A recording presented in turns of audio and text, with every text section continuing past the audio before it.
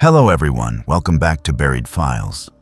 Tonight we bring you 7 of the most disturbing true horror stories ever to emerge from the quiet back roads and rain-soaked towns of the Pacific Northwest.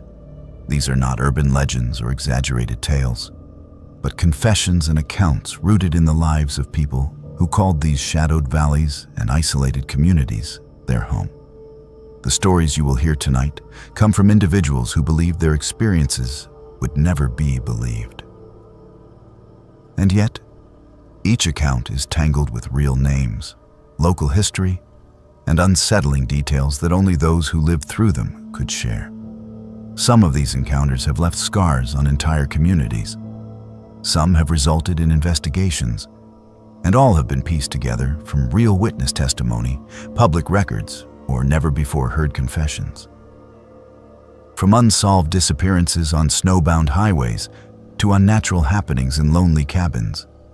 These are the types of stories locals only whisper about when the rain is coming down hard and the fog erases the world outside. If authentic horror is what keeps you up at night, subscribe to Buried Files and ring the notification bell, because nothing we share here is rumor.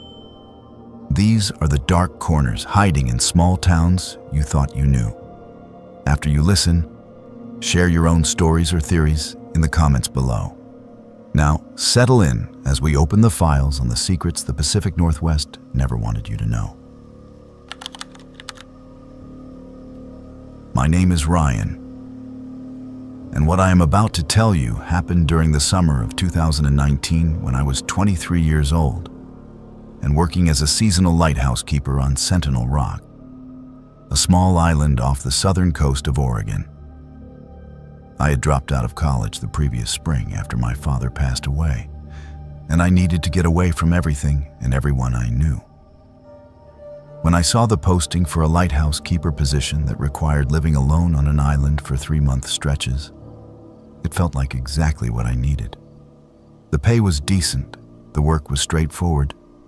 Most importantly, there would be nobody around to ask me how I was doing or tell me that time heals all wounds. Sentinel Rock Lighthouse sits on a jagged piece of land about 4 miles off the coast, accessible only by boat when the weather permits. The island itself is less than 2 acres of rock, scrub grass and wind-bent trees that look like they are trying to crawl away from the ocean. The lighthouse has been automated since the 1980s.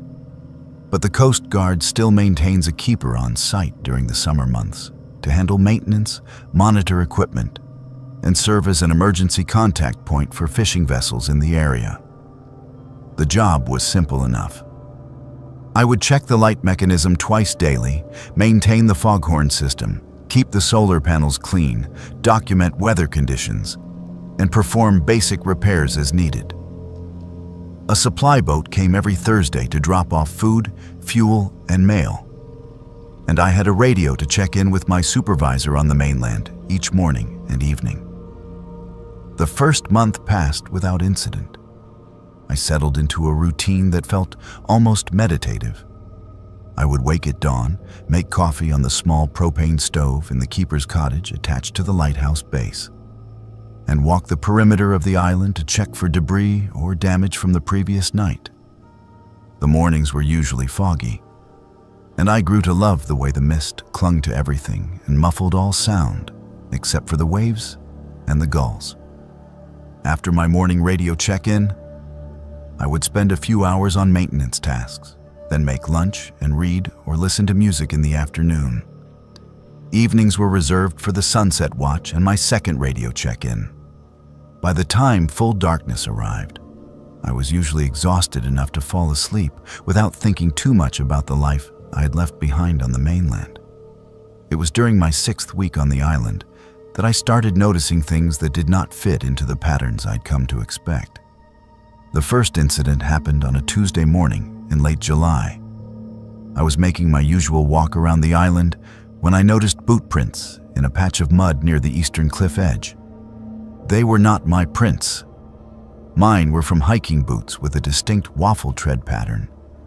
But these prints were from work boots with a smooth sole and a heel. They led from the rocky beach area up toward the cliff. but they did not lead back. I stood there for several minutes, staring at those prints and trying to make sense of them. The supply boat had come and gone 2 days earlier, and the crew never left the small dock area on the western side of the island. I wondered if perhaps the previous keeper had left something behind and returned briefly to retrieve it. But that made no sense. The prints were fresh, made within the last day or so based on how crisp the edges were. I followed the prints to the cliff edge and looked over. It was a sheer drop of maybe 80 feet to the rocks and churning water below. There was no way down and certainly no way back up. I told myself that I must have been mistaken about the prints, that maybe they were older than I thought, or that I had somehow made them myself and forgotten. But I knew that was not true. Those prints were not mine, and they had not been there the day before. I mentioned the boot prints during my evening radio check-in, keeping my tone casual and unconcerned. My supervisor, a man named Dale who worked out of the Coast Guard station in Newport, told me that the previous keeper had left in early May and that nobody had been on the island since I arrived except for the supply boat crew. He suggested that maybe I had seen animal tracks or natural formations in the mud that resembled boot prints. I did not argue with him, but I also did not believe him. I know what boot prints look like, and I know the difference between tracks made by a person and marks made by nature. The second incident occurred about a week later. I had been working in the lighthouse tower, cleaning the lamp housing and checking the rotation mechanism, when I came back down to the cottage to find that several items in the main room had been moved. It was not dramatic. The logbook I kept on the small desk had been opened to a page I had not been looking at. 3 coffee mugs that I had left in the dish rack by the sink were now arranged in a straight line on the counter. The chair at the desk had been turned to face the window instead of the desk.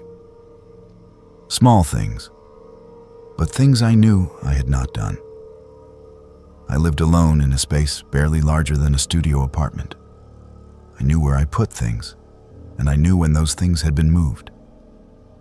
I searched the cottage and the lighthouse tower thoroughly. Both doors had been locked, and there was no sign of forced entry. The windows were all latched from the inside. There was nowhere for a person to hide.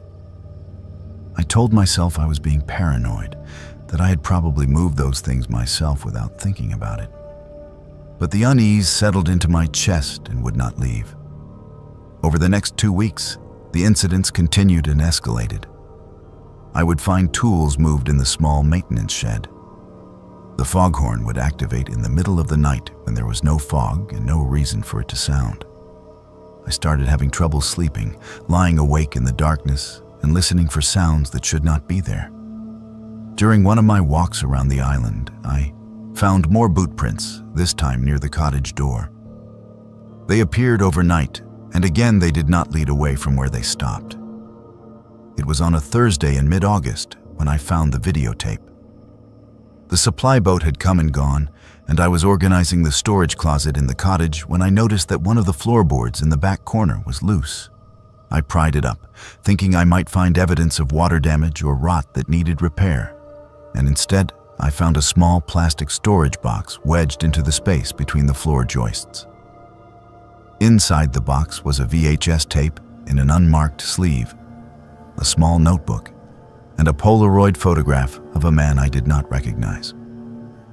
The man in the photo was probably in his 50s, with a thick beard and tired eyes. He was standing in front of the lighthouse, wearing the same style of Coast Guard utility jacket that I had been issued. I took the box back to the main room and examined the notebook first. It was a personal journal, not an official log. The entries were dated from April through September of 1979. The handwriting was cramped and difficult to read, but I managed to make out enough to understand that the author was a lighthouse keeper named Martin Carver, who had worked on Sentinel Rock during that season. The early entries were mundane observations about weather, maintenance tasks, and the isolation. But as the weeks progressed, the tone shifted. Carver wrote about feeling watched, about hearing footsteps on the tower stairs when he knew he was alone, about finding objects moved and doors opened that he had locked. In the final entries, his handwriting became more erratic. He wrote about visitors who came at night when the fog was thick, about figures he could see moving outside the cottage windows, but who left no footprints in the daylight. The last entry was dated September 18, 1979. It read, "They are here again tonight. I can hear them on the stairs. I do not think they are human. I do not think they want me here. If anyone finds this, do not stay on this island after dark. Do not watch the fog." My hands were shaking as I set the notebook aside and picked up the VHS tape. I did not have a way to play it on the island. There was no television, no VCR, nothing but the radio and my own battery-powered devices. But I knew I would not be able to let it go. I needed to see what was on that tape. The rest of that day passed in a blur of anxiety and anticipation.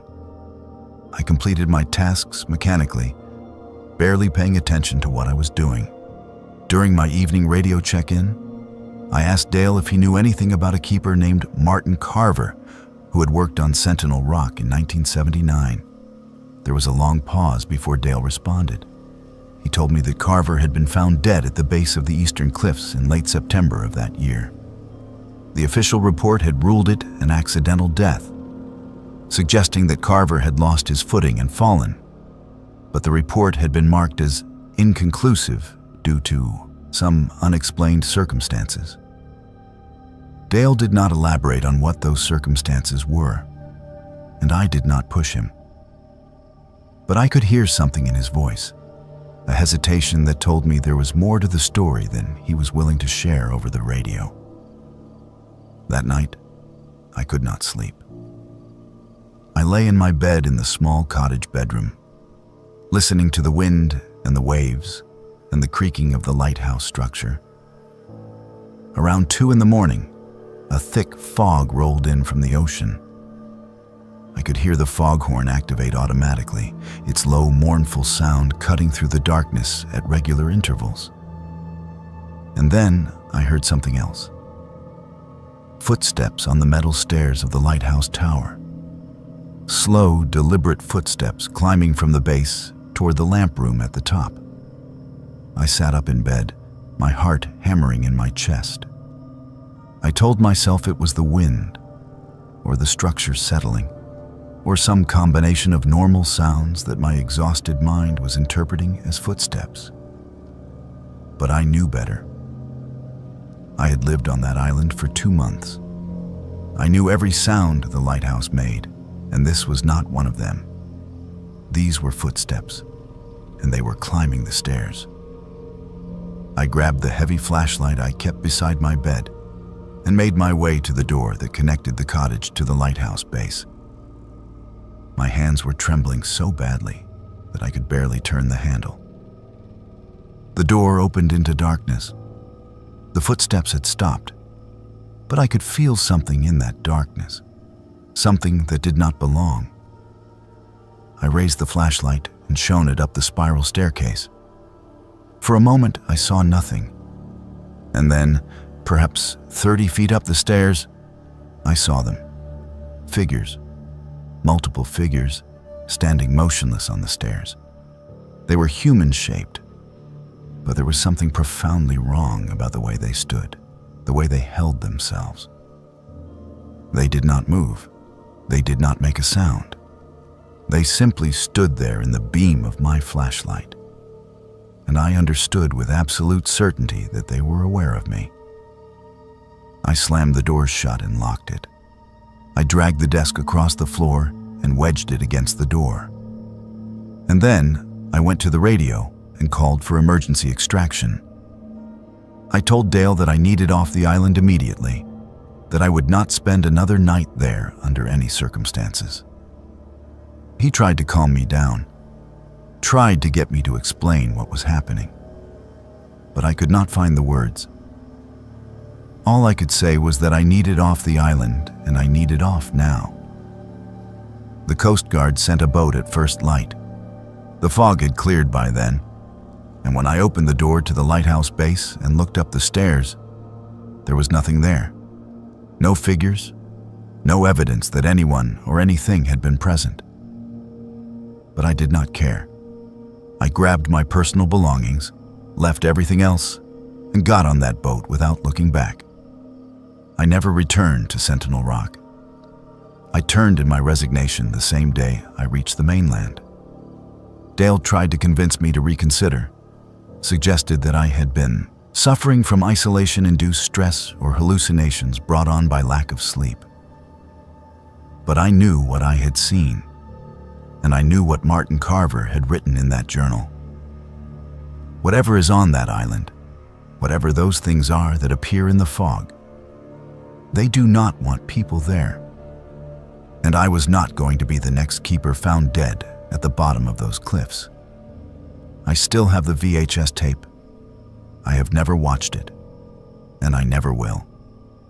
Some things are better left buried in the past, hidden beneath loose floorboards on abandoned islands where nobody wants to look too closely at what might be waiting in the darkness. I moved to Arizona not long after leaving the lighthouse, as far from the ocean as I could get. But even here, thousands of miles from that island, I sometimes wake in the night and hear footsteps on stairs that do not exist.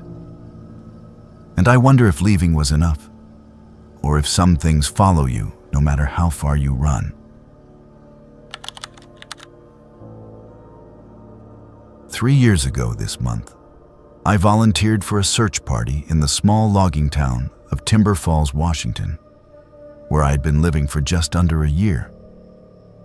My name is Ella, and I am 31 years old now, but I was 28 when this happened. I had moved to Timber Falls after accepting a remote position with a software company based in Seattle, and I chose the town specifically because it was quiet, affordable, and surrounded by the kind of natural beauty that made me feel like I could breathe after years of living in cramped city apartments. The population was only about 1,200 people, and everyone seemed to know everyone else. It was the kind of place where people left their doors unlocked and neighbors brought over casseroles when you first moved in. I thought it was perfect. I thought I had found exactly what I was looking for.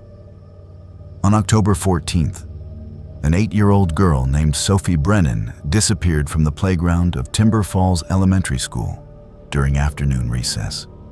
She had been playing on the swings with 2 other girls, and when her friends turned around to call her over to the slide, Sophie was gone. The teachers initiated lockdown procedures immediately and searched the school grounds, but there was no sign of her. The playground backed up against a dense stretch of forest that extended for miles into the mountains. And the assumption was that Sophie had wandered into the trees for some reason and gotten lost. By the time school let out that afternoon, the entire town knew what had happened. Sophie's face was on every storefront window by evening. Her mother appeared on the local news that night, crying and begging for anyone with information to come forward. I did not know the Brennan family personally, but I had seen Sophie around town.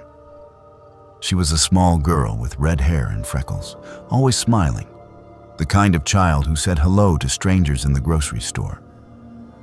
The idea that she was out there somewhere in those woods, alone and scared, was unbearable. So when the call went out for volunteers to join the organized search effort the next morning, I did not hesitate. I showed up at the elementary school parking lot at 7 in the morning, along with what looked like half the town. There must have been 200 people there, maybe more. The county sheriff's department had set up a command center, and search and rescue coordinators were dividing volunteers into teams and assigning grid sections.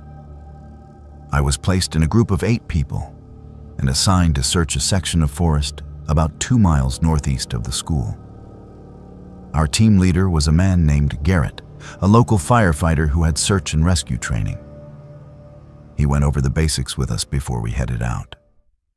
Stay within visual or audible range of your assigned partner. Mark any significant findings with the colored tape we had been given. Do not disturb potential evidence. Blow your whistle if you find something or if you need help. It all seemed straightforward enough. My assigned partner was a man who introduced himself as Carter. He was probably in his mid-30s, tall and lean, with the kind of weathered skin that comes from spending most of your life outdoors. He told me he worked at one of the lumber mills outside town and that he had lived in Timber Falls his entire life. He seemed friendly enough, maybe a little intense, but I attributed that to the situation. Everyone was on edge. Our section of the search grid started at a fire road and extended deep into old-growth forest, where the canopy was so thick that the ground beneath was perpetually dim and damp. We moved slowly, calling Sophie's name every few minutes and scanning the ground for any sign of disturbance or tracks. The other members of our team spread out in a line, each pair maintaining their assigned spacing. For the first hour, we found nothing. Just trees and ferns and the occasional startled deer. Carter barely spoke except to suggest we move in a particular direction or to point out areas that looked like they might be worth examining more closely.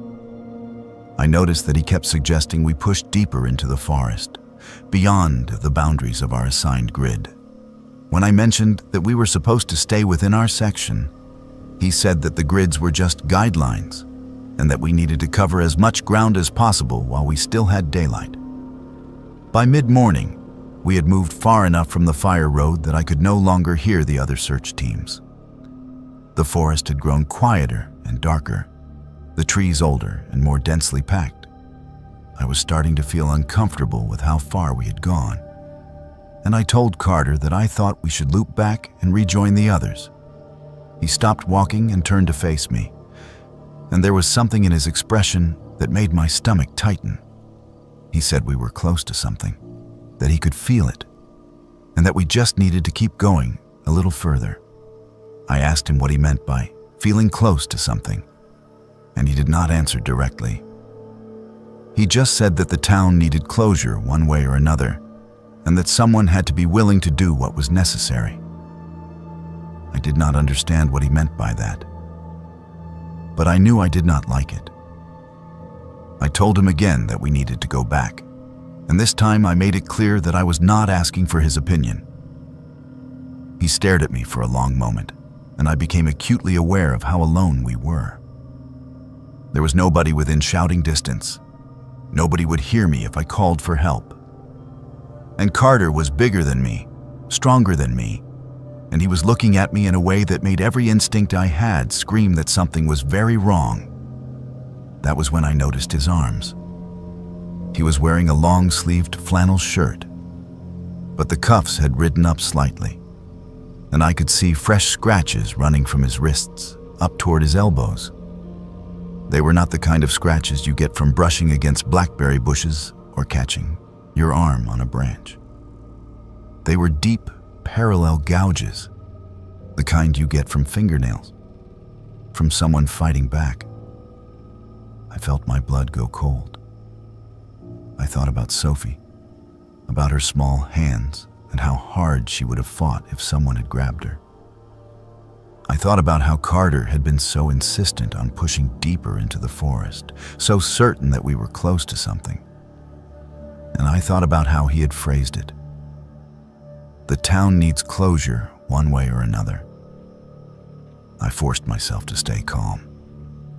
I told Carter that I was feeling dizzy and needed to sit down for a minute. He seemed annoyed, but nodded and said we could take a short break. I sat down on a fallen log and made a show of drinking from my water bottle while my mind raced through my options. I had a whistle in my jacket pocket, but I was not sure if anyone was close enough to hear it. I had my phone, but there was no cell service this deep in the forest. My best chance was to get away from Carter, make it back to the fire road where there would be other searchers. But I could not just run.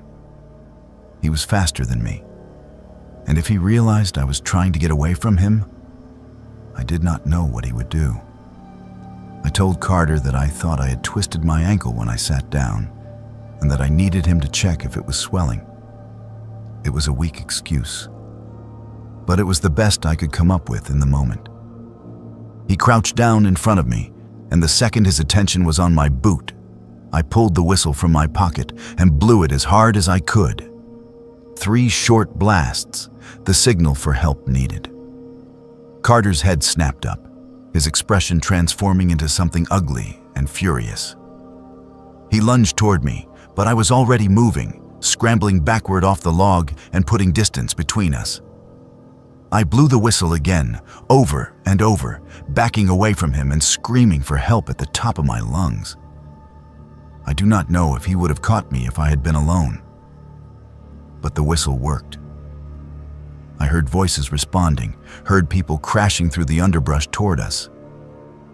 Carter must have heard them too, because he stopped advancing and just stood there, his hands clenched into fists at his sides. Within minutes, Garrett and 2 other members of our search team broke through the trees. I was sobbing and shaking, barely able to explain what had happened. I pointed at Carter's arms, at the scratches, and I told them what he had said about closure and about being close to something. Garrett's expression changed immediately. He told one of the other volunteers to radio for law enforcement and told Carter not to move. Carter did not run. He did not try to explain himself. He just stood there with this blank expression on his face, like none of it mattered anymore. When the sheriff's deputies arrived 20 minutes later, they handcuffed him and searched the area where he had been trying to lead me. About half a mile further into the forest, they found disturbed earth, freshly turned soil that had been partially covered with branches and leaves. They brought in cadaver dogs. They found Sophie 3 hours later, buried in a shallow grave exactly where Carter had been leading me. The forensic evidence told the story that Sophie could not. Carter had been at the school that day. He had no children of his own, no reason to be there. But nobody had questioned it because Timber Falls was a small town where people trusted their neighbors. He had grabbed Sophie during recess when none of the teachers were looking, dragged her into the woods, and killed her. The scratches on his arms were defensive wounds. She had fought him. An 8-year-old girl had fought for her life, and she had marked her killer in the process. But it had not been enough to save her. Carter confessed to everything once he was in custody. He said he had not planned it, that he had seen Sophie on the playground and something inside him had snapped. He said he volunteered for the search party because he wanted to make sure her body was found in a way that would not lead back to him. He was going to lead me to the gravesite and then act like we had discovered it together. Play the role of the devastated volunteer who had stumbled upon the worst possible outcome. But I had noticed the scratches. I had seen through him just enough to save myself, even if I could not save Sophie. The trial happened 8 months later. Carter Wilson was convicted of first-degree murder and kidnapping, and sentenced to life in prison without the possibility of parole. Sophie's mother gave a victim impact statement that broke everyone in that courtroom.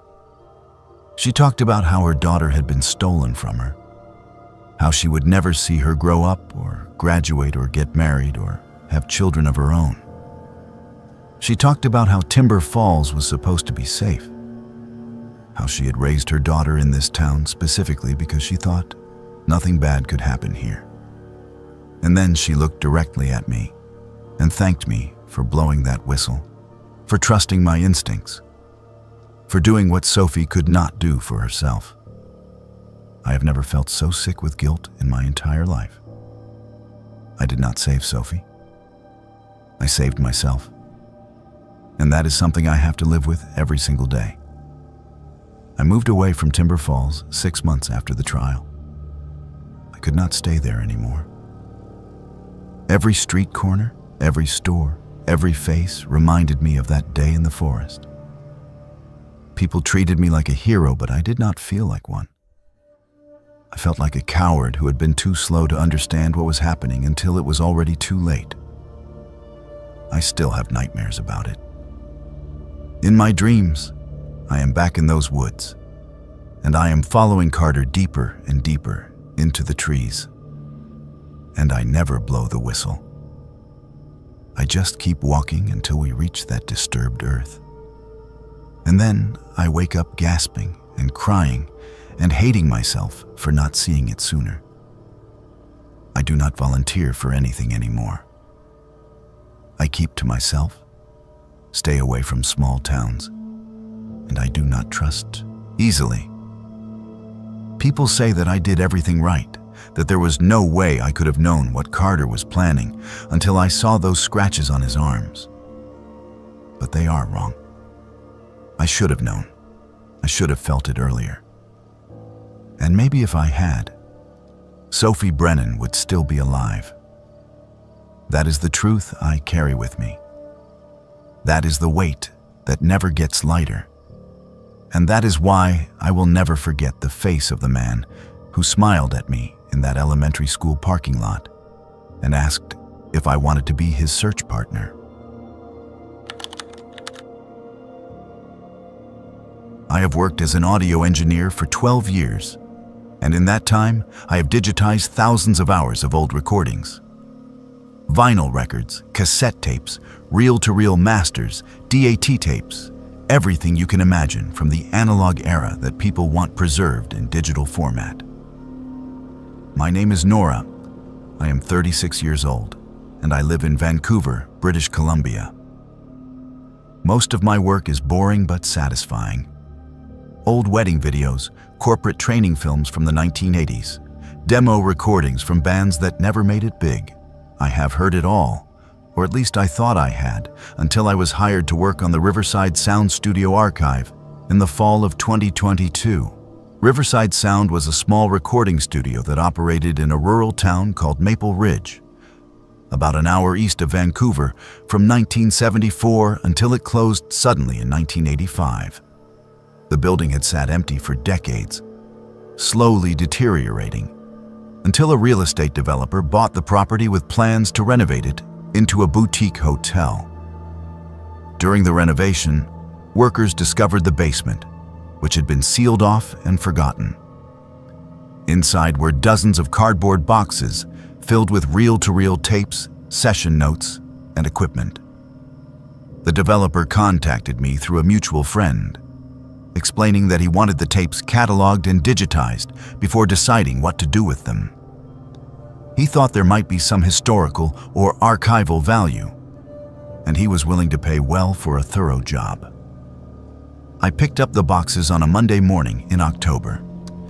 There were 23 boxes in total, each one packed with unmarked or poorly labeled tapes. The developer gave me a key to the building so I could work on site if I wanted to see the space where the recordings had been made. But I declined.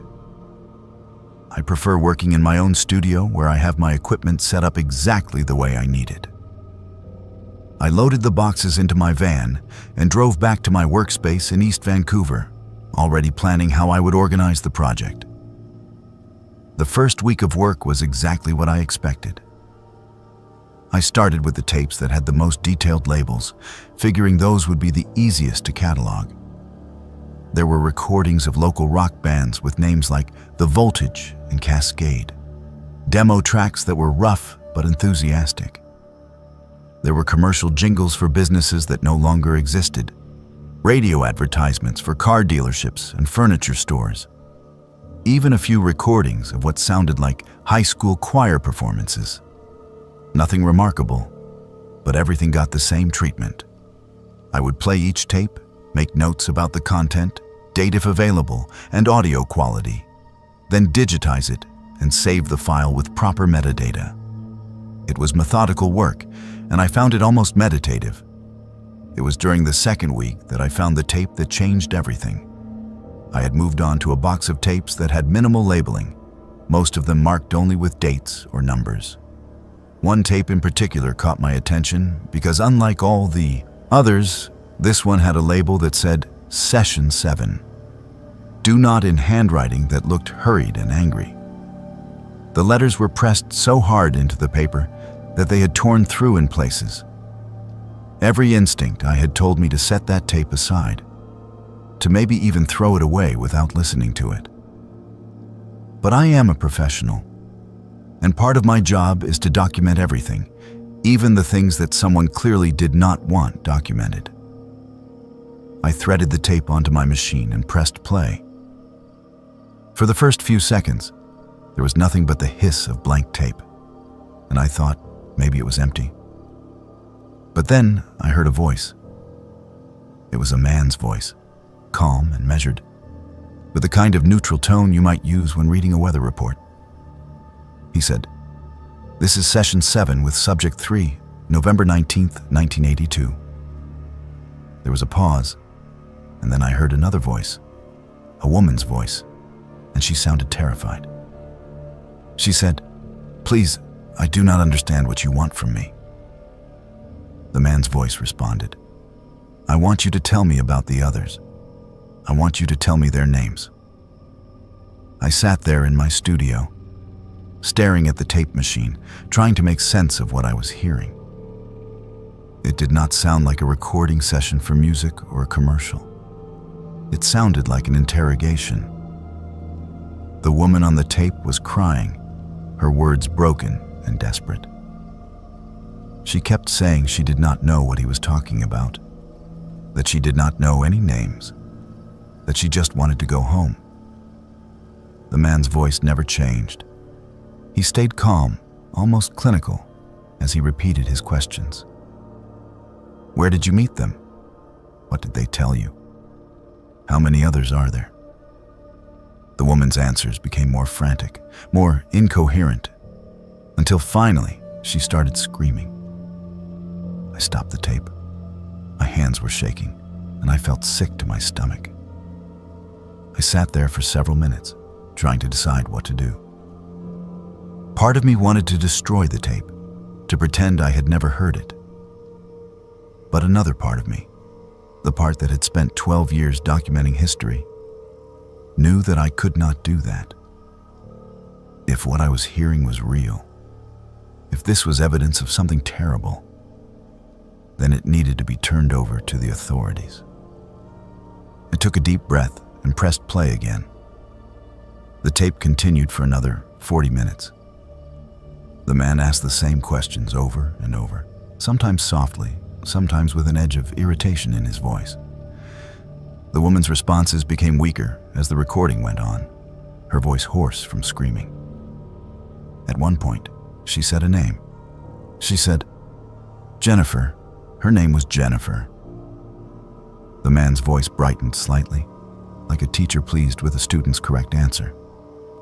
He said, "Good, that is good. Now tell me about Diane." The woman said she did not know anyone named Diane, but the man insisted. He said, "You knew her. You all knew each other. That is how this works." Near the end of the tape, the woman stopped responding altogether. I could hear her breathing, ragged and shallow, but she did not speak.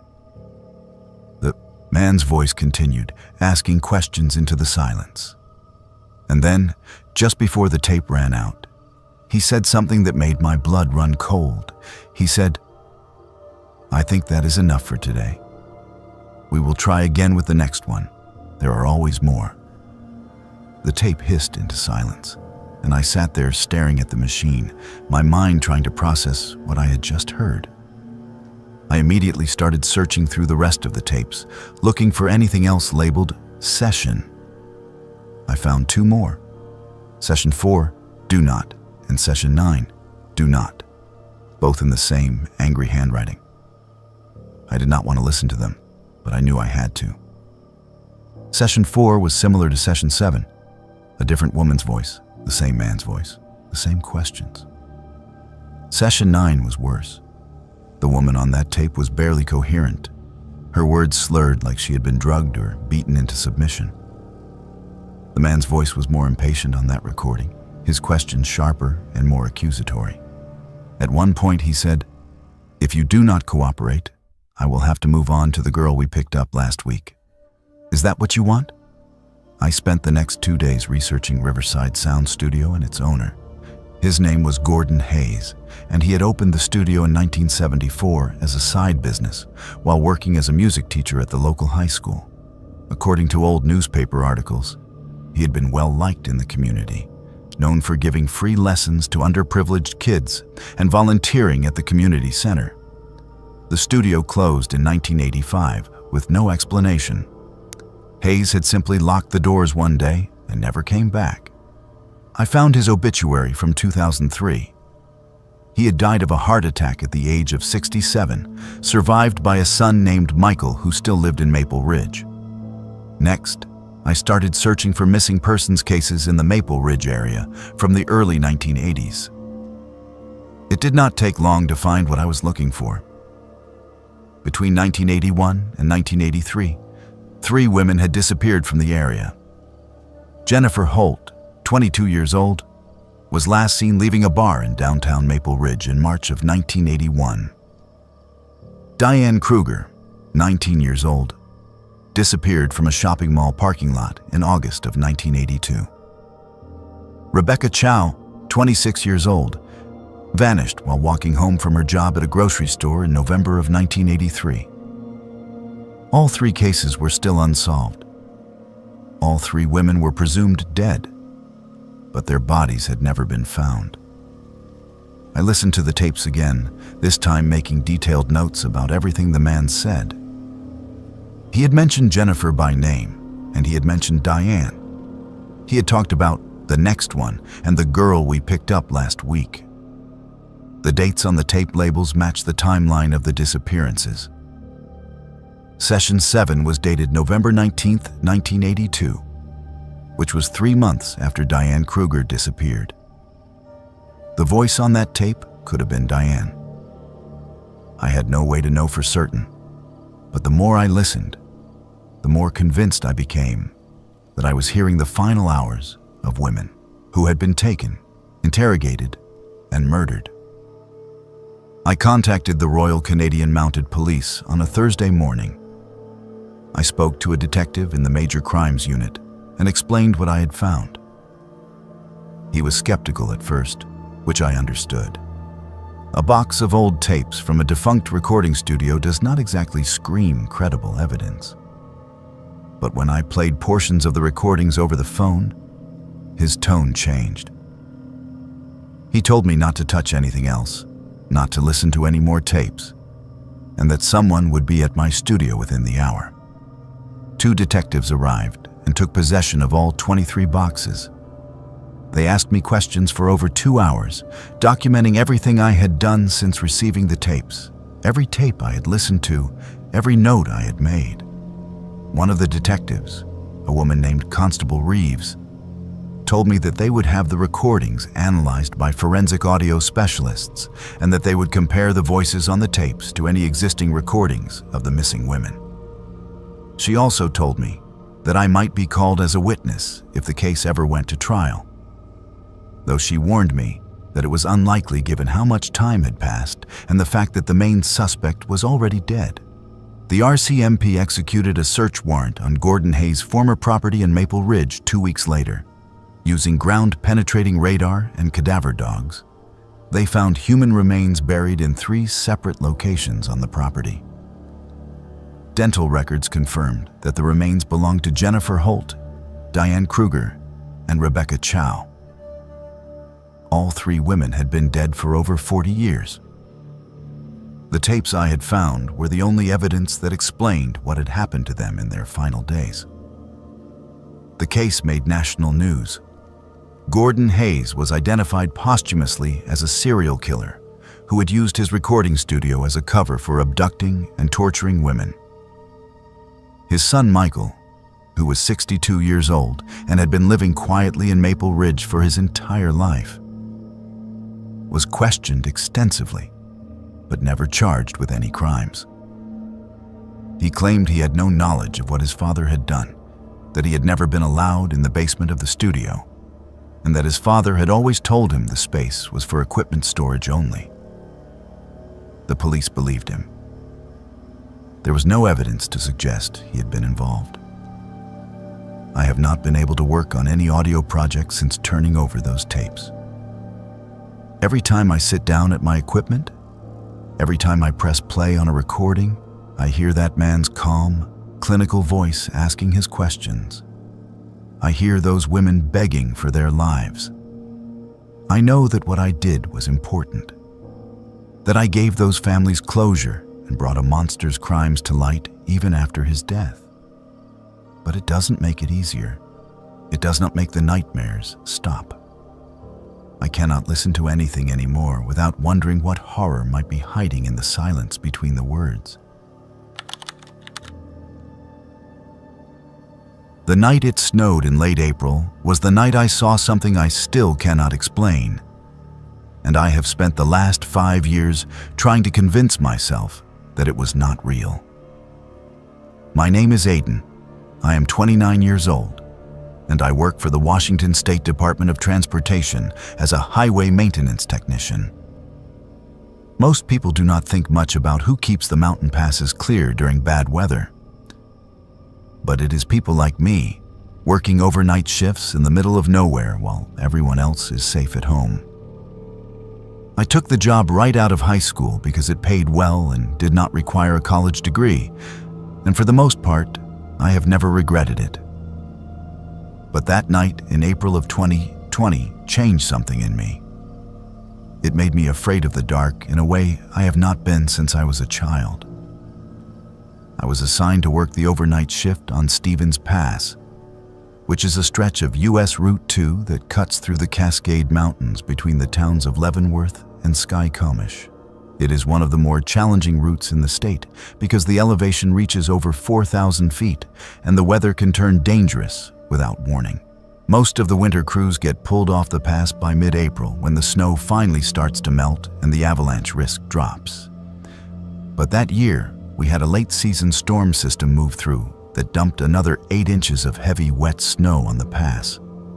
I was sent out alone in one of the big maintenance trucks, the kind with a plow blade on the front and a salt spreader on the back, to keep the highway clear overnight while the storm worked its way through the mountains. I left the maintenance yard in Skycomish around 11 at night.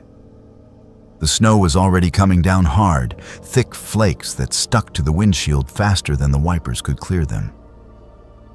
I radioed dispatch to confirm that I was heading up the pass and that I would check in every 2 hours as required. The dispatcher, a woman named Rita, who had been working the overnight shift for as long as I had been with the department, told me to be safe and that she would have coffee waiting when I got back in the morning. I had done this route dozens of times before, and I was not worried. It was just snow, just another shift, just another night on the mountain. The highway was empty. No cars, no trucks, nothing but me and the snow and the darkness beyond the reach of my headlights. I worked my way up the pass slowly, dropping salt and scraping the snow off the pavement with the plow blade. The radio crackled with static occasionally, but otherwise it was quiet. I had music playing through my phone, connected to the truck's speakers, some classic rock station that helped break up the monotony of driving the same stretch of road back and forth for hours. By the time I reached the summit around 1 in the morning, the snow had started to ease up a little. I could see maybe 50 feet ahead instead of just 20, and I was starting to think that the worst of the storm had already passed through. That was when I saw her standing in the middle of the road. I hit the brakes hard, and the truck slid a little on the fresh snow before coming to a stop maybe 30 feet from where she stood. My first thought was that someone had been in an accident, that a car had gone off the road, and this person had climbed back up to the highway looking for help. But as I sat there staring through the windshield, I realized that something was very wrong. She was a girl, maybe 16 or 17 years old, wearing only a thin white nightgown that was soaked through from the snow. She was barefoot. Her feet were planted in 6 inches of snow, and she was not moving, not shivering, not reacting to the cold at all. She was just standing there in the middle of the highway, staring at my truck. I grabbed the flashlight from the center console and opened the door, calling out to her as I climbed down from the cab. I asked if she was okay, if she had been in an accident, if she needed help. She did not respond. She just stood there, her arms hanging at her sides, her hair plastered to her face from the snow. As I got closer, I could see that she was bleeding. There was a gash on the right side of her head, just above her ear, and blood had run down her neck and stained the collar of her nightgown. Her lips were blue, and her skin was so pale it almost seemed to glow in the beam of my flashlight. I told her that I was going to help her, that I needed her to come with me to the truck where it was warm. She did not move. I got within 10 feet of her and stopped, suddenly aware that her eyes were looking at me but not seeing me. They were unfocused, distant, like she was looking through me at something far away. I called out to her again, asking her name, asking where she had come from. Nothing. She just stood there in the snow, bleeding and silent. I made the decision to go back to the truck and grab a blanket. I thought maybe if I could wrap her up and get her warm, she would start responding. I turned around and walked back to the cab, moving quickly because I was starting to panic. This girl was going to die if I did not get her out of the cold. I climbed into the cab, grabbed the emergency blanket from behind the seat, and turned back around. She was gone.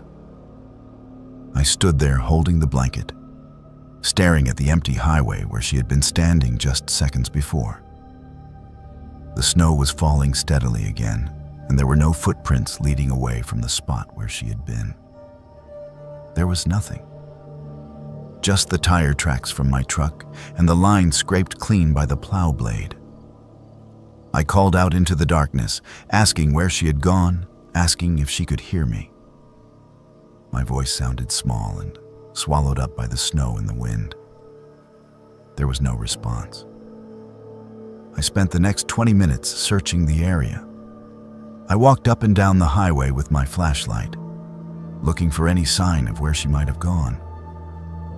I checked the shoulders, the tree line, anywhere she could have run to in the few seconds I had my back turned. There was nothing. No footprints, no blood trail, no indication that anyone had been there at all.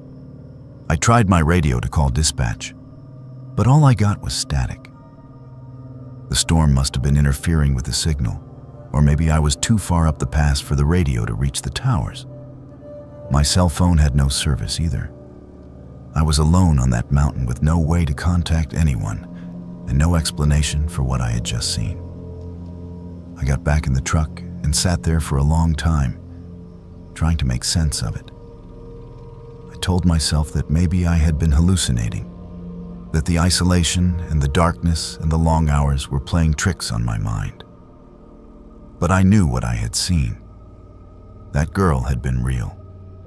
She had been standing in the middle of the highway, bleeding and barefoot in the snow. And then she had vanished like she had never been there at all.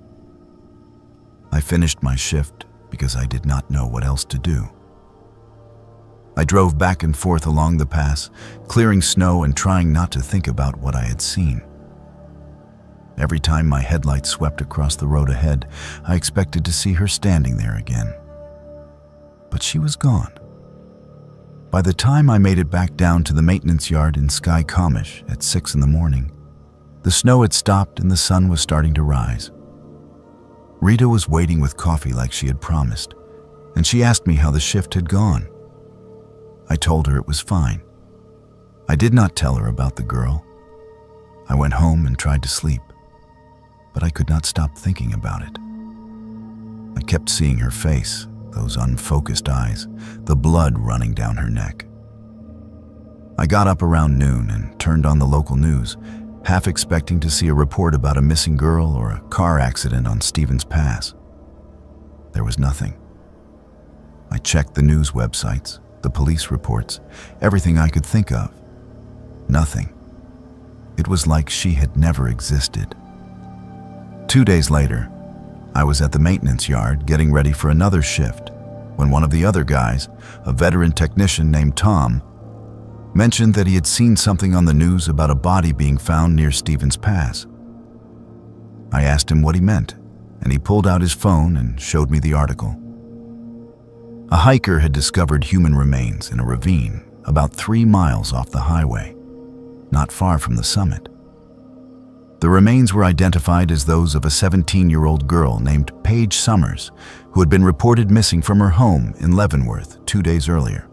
According to the medical examiner, she had died from exposure after fleeing her home in the middle of the night. Her family said she had been trying to escape an abusive situation. The estimated time of death was late evening on April 23rd, which was the night before I saw her on the highway. I read that article 3 times, and each time I felt sicker. The girl I had seen was already dead when I encountered her. She had been dead for over 24 hours, but I had seen her standing there in the snow, bleeding and barefoot, staring at me with those empty eyes. I do not believe in ghosts. I never have. I am a practical person who works with machines and follows procedures and does not put much stock in anything that cannot be explained with logic. But I cannot explain what I saw that night. I cannot explain how a dead girl appeared in the middle of a highway and then vanished without leaving a trace. I still work for the Department of Transportation. I still do overnight shifts on the mountain passes. But I do not drive Stevens Pass anymore. I requested a transfer to a different route, and my supervisor approved it without asking questions. I think he could tell that something had changed in me, that I was not the same person who used to joke around in the break room and volunteer for the worst shifts. I do not talk about what I saw that night. People would think I was crazy, or that I made it up, or that I was looking for attention. But I know what I saw. I saw Paige Summers standing in the snow, and I think she was trying to tell me something. I think she was trying to show me what had happened to her, to make sure someone knew that she had not just disappeared. She had died alone and afraid. And maybe she needed someone to witness that. Even if it was just a highway maintenance worker who could not do anything to help her. I think about her all the time. I wonder if she is still out there on that pass, standing in the snow and waiting for someone to see her. I wonder if I was the only one, or if other drivers have seen her too and were too afraid to say anything. I wonder if she found peace, or if she is trapped there forever, reliving the last moments of her life over and over again. I do not have answers to any of those questions. All I have is the memory of her face and the knowledge that there are things in this world that cannot be explained. Things that happen in the darkness when you are alone and far from help. And once you have seen something like that, you can never unsee it. It stays with you, like a shadow that follows you everywhere you go, reminding you that the world is stranger and more terrible than you ever imagined.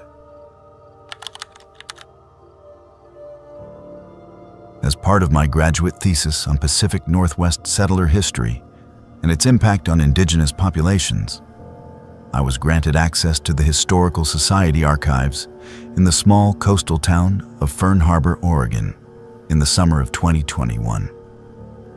My name is Claire. I am 33 years old now, and I hold a master's degree in American history from Portland State University.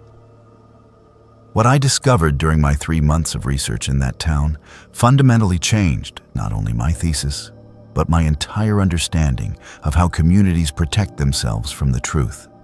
This is a story about silence, about collective amnesia, and about the horrors that people will bury when confronting them becomes too painful.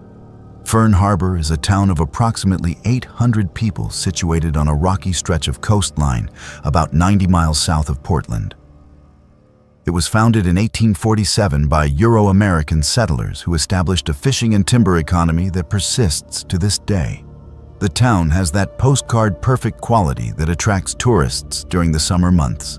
Victorian houses painted in cheerful colors, a main street lined with antique shops and cafes, a harbor filled with working fishing boats that provide authenticity to the quaint facade.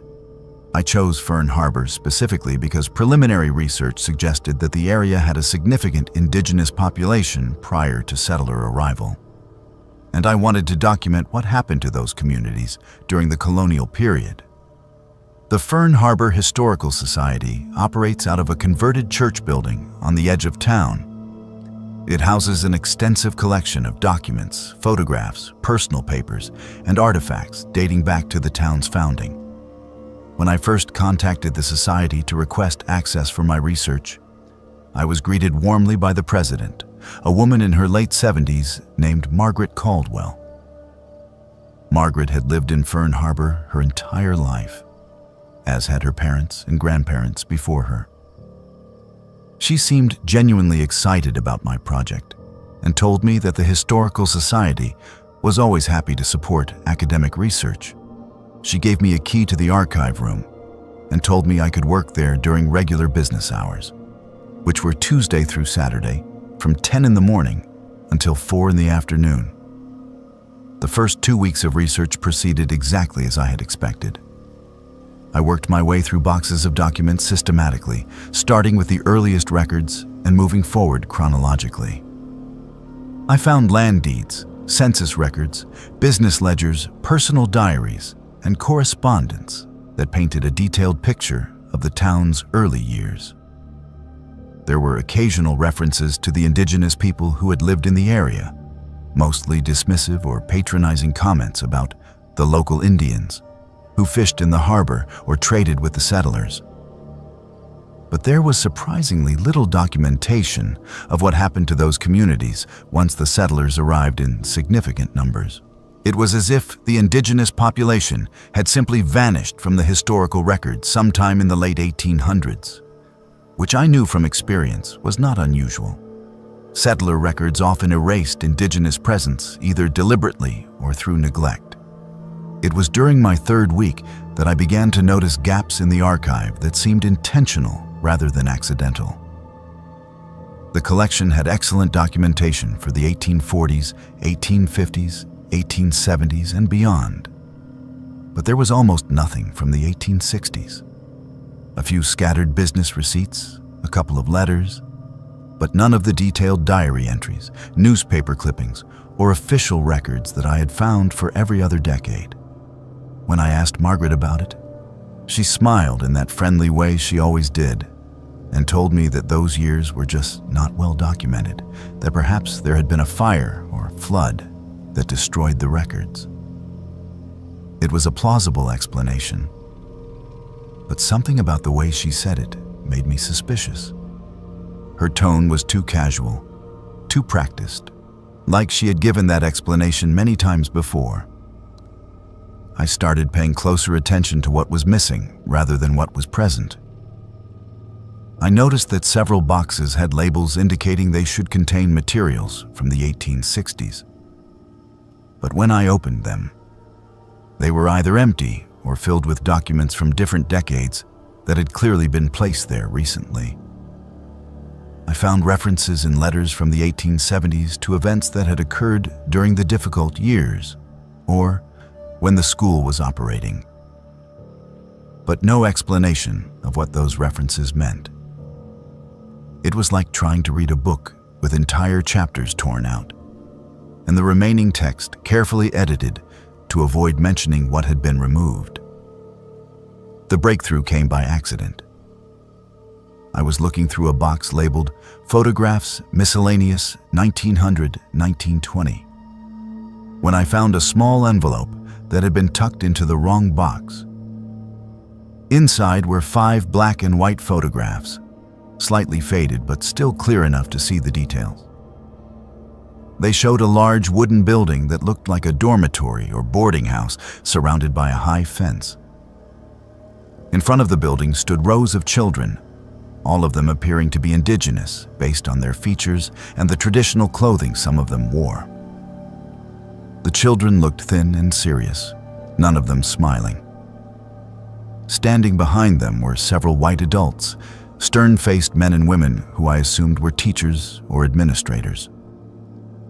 Written on the back of one of the photographs in careful handwriting was a date: June 1863, Fern Harbor Indian School. I sat there staring at those photographs for a long time, my heart pounding. I knew what I was looking at. During the mid to late 1800s, the federal government and various religious organizations established boarding schools designed to assimilate indigenous children into Euro-American culture. These schools were often brutal places where children were forbidden from speaking their languages, practicing their religions, or maintaining any connection to their cultures. Many children died in these institutions from disease, malnutrition, and abuse. But the Fern Harbor Indian School was not in any of the historical records I had studied. It had been completely erased from the official history of the town. I continued searching and found more evidence hidden in unlikely places. A ledger tucked into a box of property records that documented expenses for the school between 1861 and 1867. Entries for food purchases that were inadequate for the number of children the photographs suggested were housed there. Entries for medical supplies that consisted mostly of laudanum and carbolic acid. And most damning of all, a handwritten list of names with dates beside them. Dozens of names, all of them indigenous names, all of them with dates ranging from 1862 to 1866. Next to each name was a single word indicating cause of death: fever, consumption, influenza, accident. The list went on for 3 pages. I counted 47 names total, all children based on the ages noted beside their names. The youngest was 4 years old. The oldest was 15. I made copies of everything I found and then went looking for Margaret. I found her in the main office, filing paperwork and humming softly to herself. When I showed her the photographs and asked her about the Fern Harbor Indian School, the expression on her face changed completely. The friendly warmth disappeared, replaced by something hard and defensive. She told me those photographs should not have been in the collection, that they were supposed to have been removed years ago. I asked her why, and she did not answer immediately. She just sat down heavily in her chair and stared at me with this look of profound sadness, mixed with something that might have been shame. She finally told me that everyone in Fern Harbor knew about the school, or at least the older families did. It had been run by a committee of prominent townspeople with funding from the Federal Bureau of Indian Affairs. The children had been taken from indigenous families throughout the region, sometimes voluntarily by desperate parents who were told their children would receive education and care, more often by force. The conditions at the school had been terrible. Overcrowding, inadequate food, harsh punishments for any child who spoke their native language or resisted the civilizing process. Disease had swept through the school multiple times, and dozens of children had died. When the school finally closed in 1867, the surviving children were either returned to what remained of their families or sent to other institutions further inland. Margaret explained that sometime in the early 1900s, the town had collectively decided to erase the school from the historical record. The building had been torn down and the lumber used for other construction projects. The burial site where the children who died had been interred was on town land on the eastern outskirts, but it had never been marked with headstones or monuments.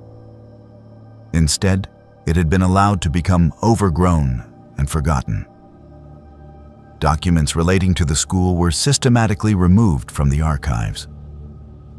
The few photographs that existed were supposed to have been destroyed, but apparently someone had hidden them instead.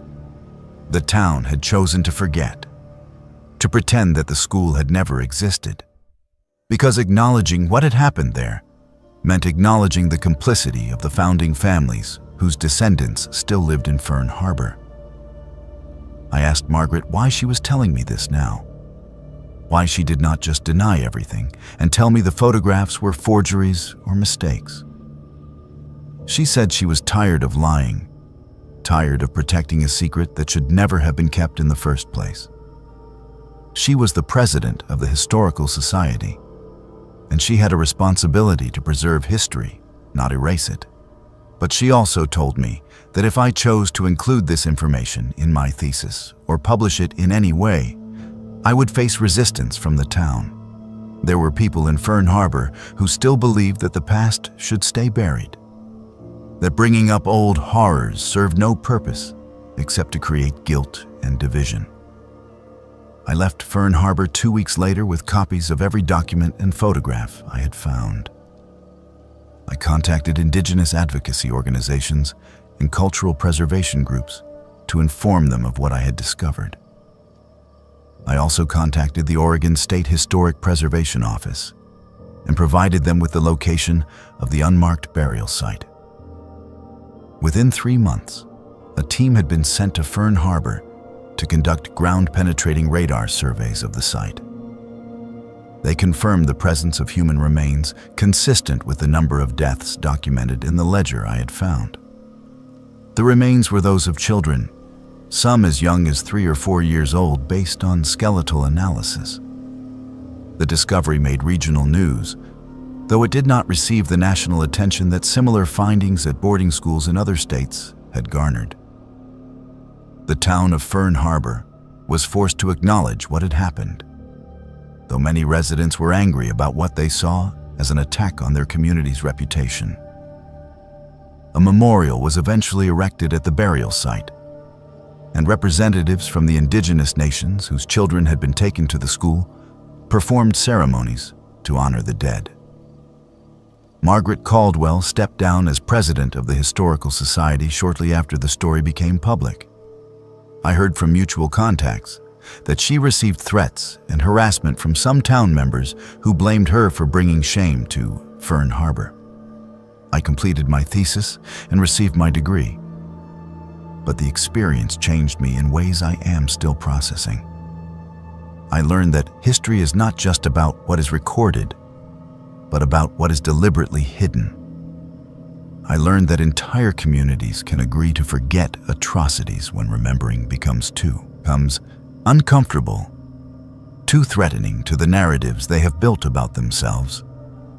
And I learned that sometimes the most important work a historian can do is not discovering new information, but uncovering the information that someone worked very hard to destroy. I think about those children often. I think about their names, carefully written in a ledger by someone who saw them only as entries to be documented and filed away. I think about their faces in those photographs, solemn and afraid, staring into a camera held by people who had taken everything from them. I think about how they died far from their families, buried in unmarked graves, and then forgotten by a town that benefited from erasing their existence. And I think about how many other towns across this country have similar secrets, similar erasures, similar graves that have been allowed to disappear beneath time and silence. That is the real horror. Not the ghosts that might haunt the places where terrible things happened, but the living people who choose to look away and pretend that the past does not matter. Because it does matter. It always matters. And the dead deserve to be remembered, even when remembering is painful. I took the night shift job at the salmon cannery because it paid double what any restaurant gig in town could offer. and I thought I could handle the hours if it meant getting out of debt before winter hit. My name is Tristan. I am 26 years old, and I grew up in Cordova, Alaska, a place where the fishing season means everything, and small town secrets are just part of life. What I discovered in that ancient, rumbling building at the edge of the water for weeks, alone among a handful of exhausted men and women, would haunt me longer than any story I heard from the old-timers in the bar. I am not someone who jumps at shadows. That grew out of me fast in a town where the mountains close in and the wind shakes the walls until you think the whole town might slide into the ocean. But it only takes one night, one moment, to learn how quickly things can go sideways when money and silence are more powerful than justice. The cannery had been operating for close to a century, built by long-gone men whose names were painted on faded boards hanging over skeleton machinery nobody dared to replace. My crew was 5 deep. Nolan, who had worked at that place 15 years and barely spoke. Paige, younger than me and always looking terrified of the foreman. 2 other guys named Mac and Phil, who mostly kept to themselves. And me, filling the spot left vacant by someone who had walked off the job after a week and left all his gear behind. The graveyard shift ran from 8 at night to 6 in the morning, a stretch of hours that felt longer than a full day, eating up your sense of time until you forgot what hour it was unless you glanced at the wall clock above the break room. Most nights were a blur of noise so constant you stopped hearing it. Conveyor belts rattling, gears grinding, the wet slap of fish hitting stainless steel, the occasional curse or shouted warning when a crate shifted wrong and almost took someone's hand off. You learned quick that half the rules posted on the wall would only slow you down. The other half kept you breathing. The accidents were known but rarely talked about. Everyone heard stories. Losing a finger, lacerating an arm, a man crushed under a pallet during a botched forklift job. If anyone asked about complaints or legal trouble, the foreman would snarl and remind you that in a place this small, you either worked here or you starved.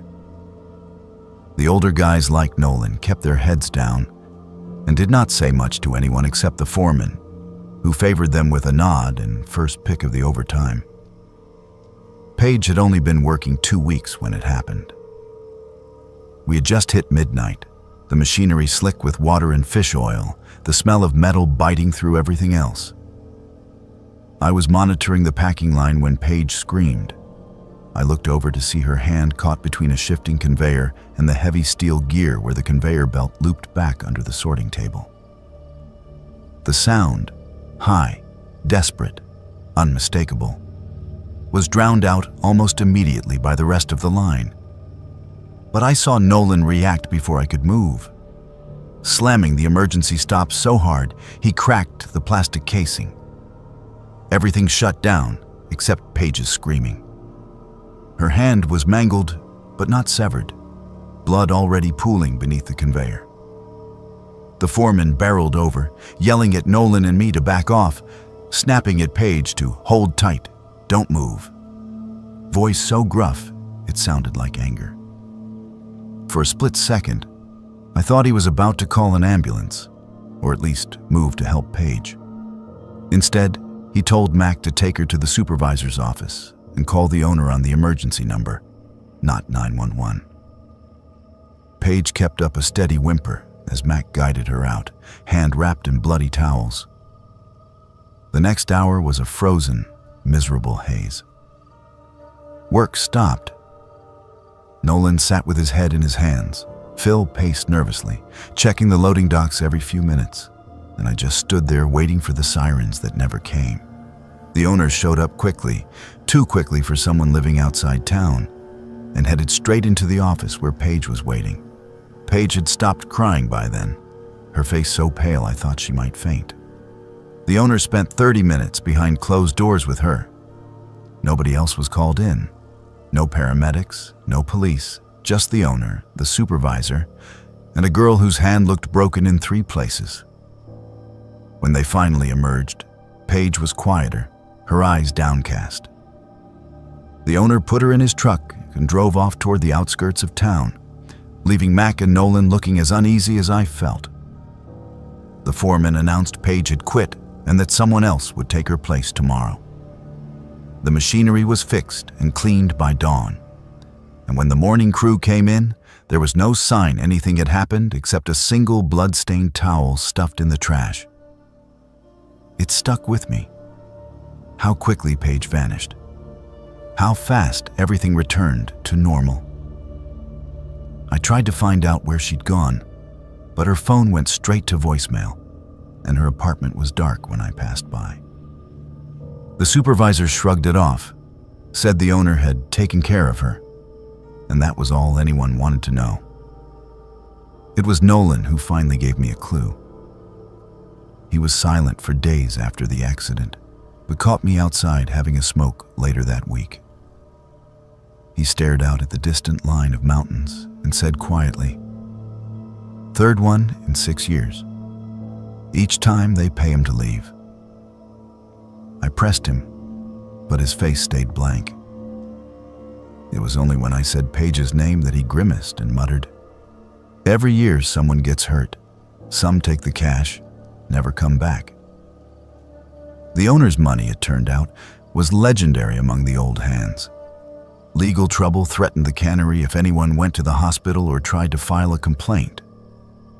So instead of allowing police or OSHA investigations, injured workers were paid off under the table and sent out of town.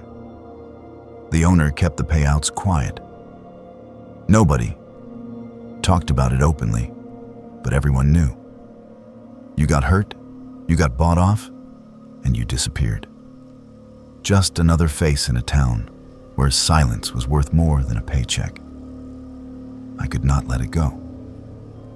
Every shift, I asked quietly about Paige. A few of the line workers said she moved to Anchorage. Others claimed she was seen at the ferry dock leaving for Seattle. The supervisor grew hostile, warning me to stop asking questions unless I wanted to join her. Nolan looked exhausted and hollow, offering nothing more than, "Just keep working, young man.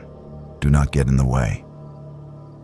Eventually, I found old news reports about injuries at the cannery. 2 workers had been terminated following mysterious accidents over the past decade, each receiving a lump sum paid by the owner. There had never been a lawsuit, never an OSHA fine, never any police investigation. The record stopped there. In a town so small, where the cannery paid for the school lights and kept the fishing boats fueled, it seemed nobody wanted trouble.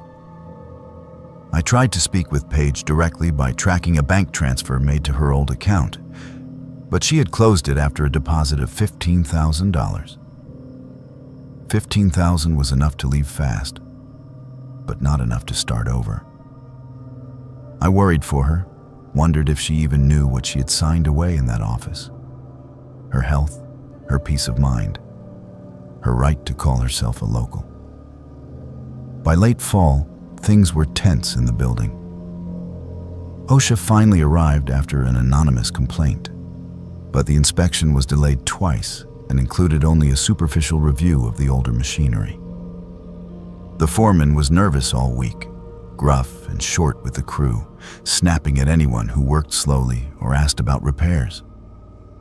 I could see the fear in everyone's faces. One wrong move and a simple mistake could buy your silence too.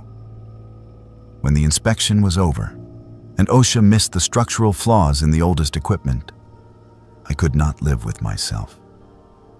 I handed in my notice and left a written report with the federal office, including dates, names, and details of every injury I had heard about. I never told the foreman or the owner. I just left everything in the hands of someone who might care.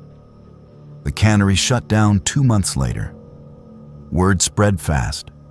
OSHA had found dozens of violations on a surprise second inspection after complaints from a hospital nurse forced a deeper review.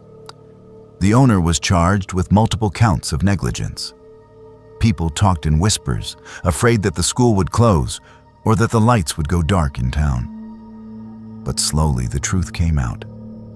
A pattern of payoffs, of hurt men and women leaving with scars and money, and a town that had looked away each time it happened.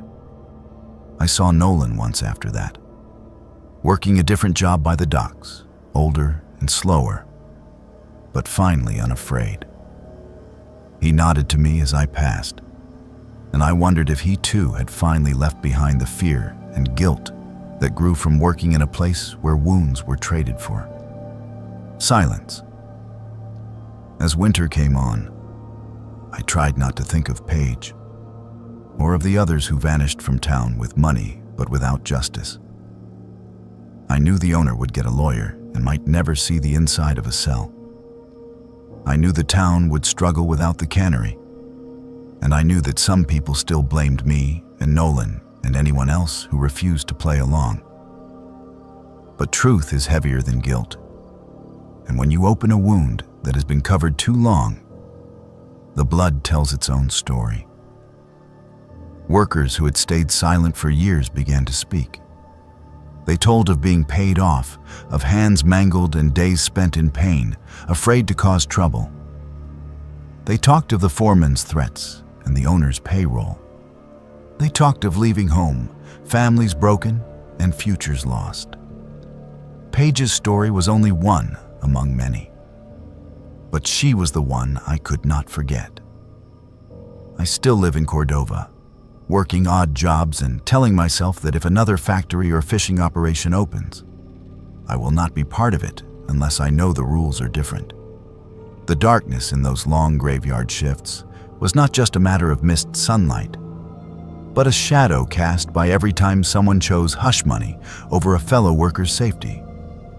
Small towns are supposed to take care of their own, but some wounds fester in silence until the truth is forced to the surface. I cannot say for sure what happened to Paige. Maybe she made it somewhere better. Maybe she struggles with the same nightmares I do. What I do know is that towns like Cordova exist all over, hiding horror behind hard work and fishing money, convincing themselves that their secrets are safe so long as nobody says the words. But secrets rot what they touch, and the wounds left behind are always deeper than anyone is willing to admit. So if you ever find yourself in a place where everyone knows what happened, but nobody speaks aloud, remember what gets buried: memories, pain, truth, and the chance for justice. The factory gates may close, the money may run out, and strangers may come to investigate. But the damage done by silence never disappears. It lingers, waiting for someone to call it by its name. Every summer since I was 19, I have worked as a backcountry ranger for the United States Forest Service in the North Cascades of Washington State. My name is Haley. I am 31 years old now, and I have seen things in those mountains that most people would dismiss as impossible or ridiculous if I told them out loud. The work is hard and lonely, but I have always loved the isolation, the way the wilderness strips everything down to what matters.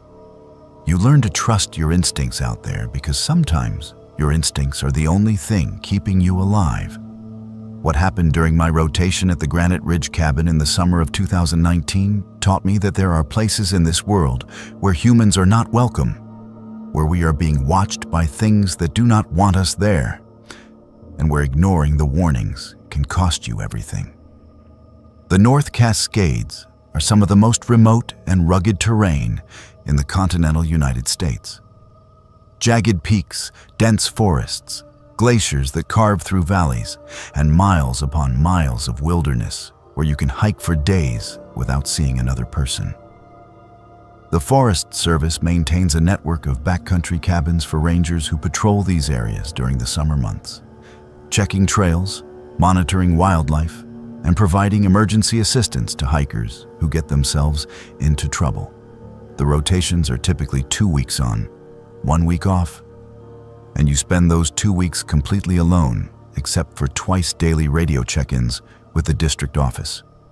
Granite Ridge Cabin sits at the end of a 12-mile trail that climbs through old growth forest and alpine meadows before terminating at a small clearing overlooking a glacial lake. The cabin itself is basic. A single room with a wood stove, a cot, a table, shelves for supplies, and not much else. There is a hand pump for water outside, an outhouse 50 feet down the trail, and a solar panel that charges a battery for the radio and a single overhead light. It is primitive, but it is all you need when your job is to spend your days hiking the surrounding trails and your nights resting up to do it again the next day. I arrived at Granite Ridge on July 8, 2019, after hiking in with a full pack of supplies and gear. The ranger I was replacing, a guy named Eric, who had been working the rotation before me, was supposed to meet me at the cabin to hand over the keys and give me a briefing on any issues or ongoing projects. But when I arrived, Eric was not there. The cabin door was unlocked, his gear was gone, and there was a note taped to the table that said he had left early due to a family emergency. He apologized for not being able to do a proper handoff and said everything I needed to know was in the logbook. I thought it was strange, but emergencies happen and I did not think much of it at the time. The first few days were perfect. The weather was clear, the trails were in good condition, and I fell into the rhythm of the work easily. Would wake at dawn, make coffee on the wood stove, pack a lunch, and head out to patrol whichever section of trail was on my schedule for the day. I would check for fallen trees, clear drainage ditches, document wildlife sightings, and mark any hazards that needed attention. In the evenings, I would return to the cabin, make dinner, do my radio check-in, and read or write in my journal until I was tired enough to sleep. It was exactly what I needed after a stressful spring, and I felt myself relaxing into the solitude. It was on the fourth day that I noticed the cairns. Cairns are stacks of rocks that hikers sometimes build as trail markers or just for fun, and they are common enough in popular areas. But the trails around Granite Ridge are not popular. Most people who come this far into the backcountry are experienced enough to know that unofficial cairns can be confusing and even dangerous if they lead someone off the established trail. I had cleared a section of trail near the cabin the day before, and I was certain there had been no cairns there. But when I hiked the same section the next morning, there were 3 of them, evenly spaced along the trail, each one about 2 feet tall and carefully constructed. I knocked them down, assuming some well-meaning but misguided hiker had built them without understanding the problems they could cause. But the next day, they were back. Same locations, same careful construction. I knocked them down again, and this time I made a note in the logbook to mention it during my next radio check-in. The dispatcher told me not to worry about it, that sometimes people build cairns overnight as a prank or a spiritual thing, and that as long as I kept clearing them, it would not be a problem. But the cairns kept appearing, and they were not just on the established trails anymore. I started finding them on game trails, leading off into the forest, away from the main route. I started finding them in places I knew I had not been, places where there was no reason for anyone to go. And they were always arranged the same way. 3 cairns in a line, evenly spaced, pointing deeper into the woods. Around the same time, I started noticing that supplies were going missing from the cabin. Small things at first. A flashlight that I had left on the shelf was gone. A package of batteries disappeared from the supply box. Food started vanishing from my pack, even though I always kept it sealed and stored properly to avoid attracting animals. I assumed it was mice or rats, even though I had seen no evidence of rodents in the cabin. But then larger items started disappearing. A first aid kit that had been sitting on the table vanished overnight. A coil of rope I had hung on a nail by the door was gone the next morning. These were not things that mice could carry off. I started locking the cabin door at night, even though there was no reason to lock it when you are 12 miles from the nearest road and the only other people around are hikers who would have no reason to steal from a Forest Service cabin. But it made me feel better, like I had some control over the situation. It did not help. Things kept disappearing. It was during my second week at the cabin that I found the journal. I was looking for a spare propane canister in the small storage locker beneath the floorboards near the stove. And tucked behind the canisters was a small notebook that had clearly been there for a while. The cover was water-stained and the pages were brittle, but the handwriting inside was still legible. It was Eric's journal, the ranger who had been there before me. The entries dated back 3 weeks, and they documented the same things I had been experiencing. Cairns appearing on the trails, supplies going missing, a growing sense that something was wrong. The final entries were more disturbing. Eric wrote about hearing footsteps on the roof of the cabin at night, slow and deliberate, like someone pacing back and forth. He wrote about seeing figures moving through the trees at dusk, human-shaped but moving in ways that did not seem right. He wrote about feeling watched every time he left the cabin, like there were eyes following him from the forest. The last entry was dated the day before I arrived, and it was short. "They do not want us here. I am leaving tonight. Do not stay." I sat there on the floor of the cabin, holding Eric's journal and trying to decide what to do. Part of me wanted to pack up immediately and hike out, to follow Eric's warning and get as far away from Granite Ridge as I could. But another part of me, the stubborn part that had always pushed me to prove myself in this job, refused to be scared off by some missing supplies and a cryptic journal entry. I told myself Eric had been stressed, that isolation can do strange things to your mind, and that I was not going to abandon my post based on the paranoid ramblings of someone who had clearly been struggling. That decision almost cost me my life. That night, I woke to the sound of footsteps on the roof. Slow, rhythmic, deliberate. Not the scrabbling of an animal, but the measured pace of something walking back and forth above me. I lay in my cot, frozen, listening to those footsteps move from one end of the cabin to the other and back again. It went on for hours. I did not move, did not make a sound. I barely allowed myself to breathe. And then, just before dawn, the footsteps stopped. I heard a soft thump as something jumped down from the roof, and then silence. I got up and looked out the window. The clearing around the cabin was empty, but at the edge of the tree line, I saw them. Figures, maybe 5 or 6 of them, standing just inside the shadows of the forest. They were human-shaped, but their proportions were wrong. Too tall, too thin, with limbs that bent at angles that did not make sense. They stood completely still, and even though I could not see their faces in the darkness, I knew they were looking at me, watching me. I backed away from the window and grabbed the radio. I did not wait for the scheduled check-in time. I called for emergency extraction, my voice shaking as I told the dispatcher that I needed to leave immediately, that I was not safe, that I needed a helicopter pickup as soon as possible. The dispatcher tried to calm me down, tried to ask what was wrong, but I could not explain it. I just kept repeating that I needed to leave, that I could not stay another night. The helicopter arrived 6 hours later, landing in the meadow below the cabin. I had packed my essential gear and was waiting outside, refusing to go back into the cabin or look toward the tree line.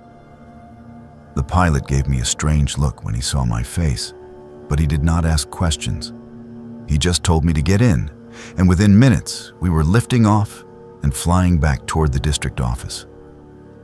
My supervisor was less understanding.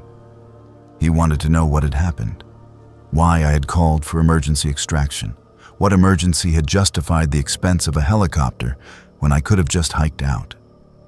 I tried to explain, but I could hear how it sounded. Footsteps on the roof, figures in the forest, missing supplies. It sounded like I had cracked under the isolation, like I had let my imagination run wild. He told me to take the rest of the summer off, that we would discuss my future with the Forest Service when I was feeling more stable. I did not argue. I just wanted to be away from those mountains, away from that cabin, away from whatever those things were that had been watching me. But before I left the office, I asked about Eric, the ranger who had been at Granite Ridge before me. My supervisor's expression changed. He told me Eric had requested a transfer to a different district immediately after finishing his rotation. When I asked why, my supervisor hesitated before admitting that Eric had reported similar experiences. Unexplained occurrences, a sense of being watched, increasing paranoia. The Forest Service had chalked it up to isolation stress and granted the transfer without asking too many questions. I did some research after that. I talked to other rangers who had worked in the North Cascades, and I learned that Granite Ridge had a reputation. Multiple rangers over the years had requested early extraction or transfers after working that cabin. Nobody talked about it openly, but everyone knew. There was something wrong with that place, something that did not want people there. I also reached out to a cultural liaison from the Sauk-Suiattle tribe, whose traditional territory includes the North Cascades. When I mentioned Granite Ridge, she nodded slowly and told me that the area around that cabin had always been considered a boundary, a place where the human world ends and something else begins. She said her people had avoided that area for generations, that there were stories about the old ones who lived in those mountains and did not welcome outsiders. She told me I was lucky to have listened to my instincts and left when I did, because those who stayed too long often did not come back the same. I never returned to Granite Ridge. I finished out that summer working at the district office, and the following year I requested a transfer to a different forest entirely. I still work as a backcountry ranger, and I still love the wilderness. But I have learned to recognize when I am not wanted. There are places in this world that belong to something older than us, something that was here before we arrived and will be here long after we are gone. And those places have ways of making it clear when we have crossed a line that should not be crossed. The cairns, the missing supplies, the figures in the forest, those were warnings. And I am grateful that I was smart enough to listen before it was too late.